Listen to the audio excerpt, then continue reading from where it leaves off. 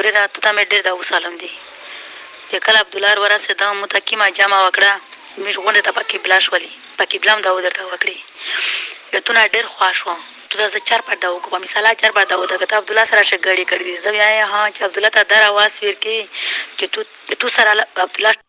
وبرکاتہ قاری صاحب اللہ کا احسان ہے اللہ کا لاکھ لاکھ شکر ہے شکر کہنا ہی چاہیے چاہے اچھا دن ہو چاہے برا ہو الحمدللہ ٹھیک ہے قاری صاحب الحمدللہ اللہ کا لاکھ لاکھ شکر ہے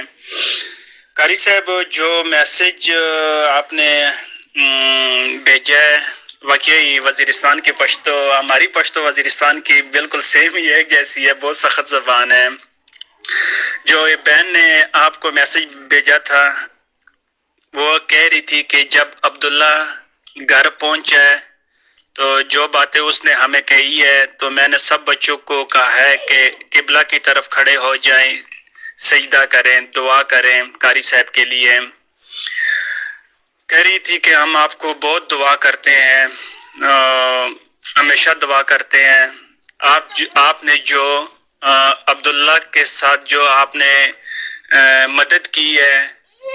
بہت زیادہ مدد کی ہے ہم آپ کو میں خصوصاً آپ کو ہمیشہ دعاؤں میں یاد کرتی ہوں